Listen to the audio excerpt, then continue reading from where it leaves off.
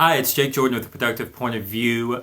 Thanks for tuning in today. And the question we're going to be talking about is, why aren't my visitors converting on my website?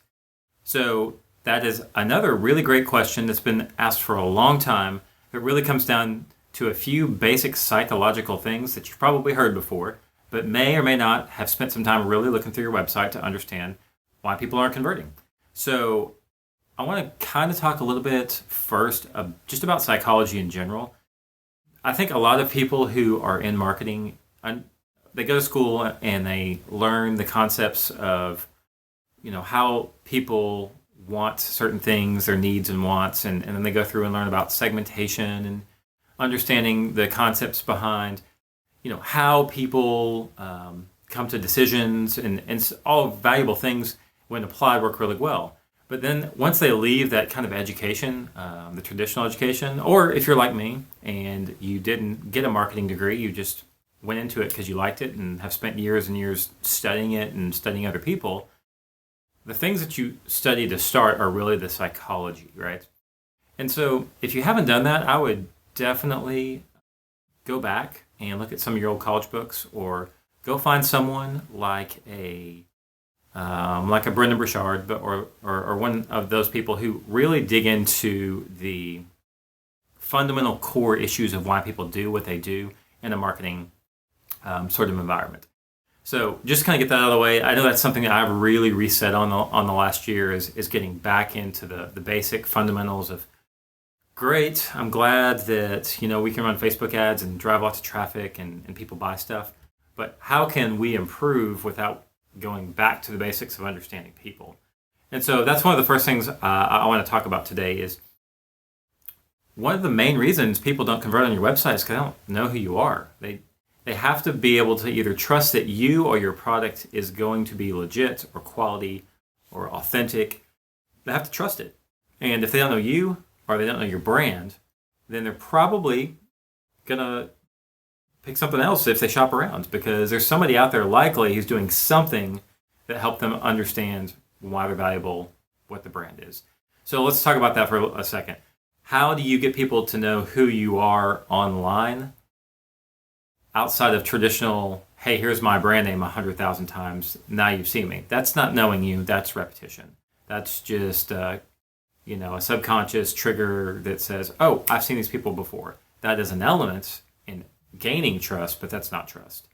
Trust, if you looked at our video a couple weeks ago, a lot has to do with the conversations that you're having with people before they get to you. Even if you go back to our first YouTube episode where we started talking about declarations, making statements out in the market that position you as an expert or give you some sort of unique point of view. Aspirations, are you actually talking to people about the things that they're trying to aspire to? And then conversations. What type of conversations are you having with people once they've heard your declarations, seen you talk about aspirations? What are the conversations you're having? So if you're not going through a process of some sort where you're setting up a problem, the challenge to get to a solution, and then showing your solution with some conversational, really straight to the point stuff that gives kind of all your cards, then it's really, really tough to earn trust online. That's why video has become such a popular medium, is because you can do that through words, but it's so much easier if people can look at you eye to eye and understand where you're coming from, hear the tonality in your voice, and really understand if if you mean what you say. Are you genuine? Are you just another person trying to sell something? And so that's really the first thing, is if they don't know who you are, a lot of times, especially this day and age, you're going to get shopped and you're going to get beat, and people are going to leave your site and never come back. And so one of the next thing that you have to do is, once you've earned some trust, is, do you have a good solution? And a lot of times it's amazing how much people forget to really focus in on. Having a better mousetrap is not what you need. It's, are you solving something in a way that's really simple? It doesn't have to be complex and elegant. It's just, can you push it across the finish line for me? And compared to other people, are you doing that quicker, cheaper? Are you doing it a little bit, let's say quicker, so not faster, but it's just really just a couple things. Are you doing it for me? You doing it quickly? You doing it at a good price point? Will it do it over and over consistently? Can I trust what you have to say? And so once people trust you and they come and look at your solution, then they can make a decision whether or not that if you're a good fit or not. And so on solutions, a lot of times when I've been in an agency side, where I'm working for clients on a day-to-day basis for their marketing campaigns, it can get really frustrating because even when you tell clients, hey, we're seeing in the market that people are saying that your solution is not great, they just pour more money, or they just split test ads to get better click-through rates, or they pour more content on the content fire, and they don't solve what the real issue, the real business issue is around conversions and revenue. It's that their solution doesn't hit home. And I'll give you an example of someone last year. It was a real estate solution. We'll just kind of keep it kind of vague, right? And what they offered was fine. It did a thing for people who were looking to sell a home. But there were, say, 5 steps from the time you took your house. You made the decision that you wanted to put your house on the market to actually getting it sold. And there was really 5 major kind of milestones that people went through when that happened. And this brand solution covered the first one and the last one and missed all the 3 things in the middle. So there's nothing wrong with covering these 2 pieces, right? But what we did find is people didn't want to buy their stuff because these 3 things in the middle, they could get them other places.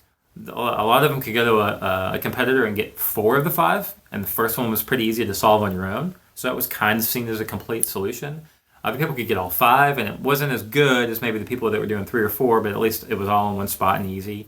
And then even some people had 5 single solutions that they sold separately, but guess what? They covered the whole gambit.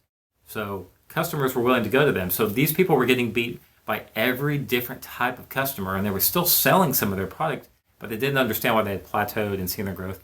And it's because you're not providing the solution people want. And we talked a couple weeks ago in episode 17, I believe it was, about really understanding what people's needs are by surveying and continuing, not from just the beginning when you're over here trying to understand, what did these people want and what sort of solution should I put together or what sort of ads or content. But after it's out, continue to ask all sorts of different ways. Are we solving what you need? What else would you like? What is this not solving? What sort of friction do you see with our product or service? And so that helps you get to a solution that really is going to solve a problem for a client and bring your conversion rate up. Another thing is it good enough to compete? Which is really just an extension of what we were talking about, right? Do you have a solution that's actually legit? Yes. Is it good enough to compete? And, that's one of the hardest conversations you can have with a client who wants you to help them really kind of push up over the plateaus of business growth and marketing plateaus and things like that. It is to say what you have, it's not good enough to compete in this market. And it's our job to have the data and to have the stories and the case studies and campaigns where we can measure and say, hey, this is where the traffic came in, and this is where it stopped, and this is where it fell out, and you never got here. And look right here, this is what's not being handled, and your competitors are doing it, and people are asking for it over here, and this is the problem. If you can't come with that, then the problem is you're not going to be able to get through to people most of the time because you're just someone that they've hired to help you get someplace, but they don't know you that much better than they know other people out in the market. They might not believe you. So it's our job as marketing professionals to bring a case to understand ourselves so that we can explain why it's not working, why it's not a good enough solution. Because as soon as a client points at us, puts a finger at us about our marketing, you better believe we better say, we're saying to that client, I need you to prove that to me because I have all the data over here that says this is good. Show me your data. So that's a big thing there. Next would be, have you compared yourself to the competition? We talked about this in a couple other videos, is if you're not taking the time to really lock in on who your best competitors are online and what they're doing well, then you're going to just get smoked. You're going to get lapped by people because they're going to maybe click on an ad that they see, or they're going to read a blog article of yours, and they're going to go to your site and they're going to look around a little bit. They're probably going to go to maybe your case studies or your About Us page, want to know a little bit more about you and your work. Then they're going to go in and they're going to look at your products or services specifically, and in that order most time. Who are these people? What have they done for other people? Okay, now show me specifically what you guys can do for me. And then they're immediately going to go check your competitors.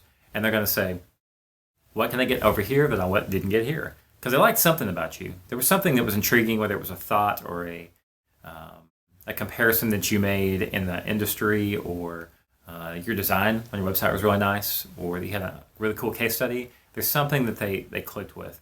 But as soon as they leave the site and have solved an issue on another site, then that's when you lose people. And so I always recommend people, if it's not a specific page on your site, like this one right here, where you have a comparison. Electronics are notorious. You'll see a lot around Black Friday, which we're kind of in that season right now, and Cyber Monday, where there's these huge infographics or charts where they're comparing, our feature versus their feature. And that's really, really a great idea, because right away people are shopping you and you can get that notion out the door.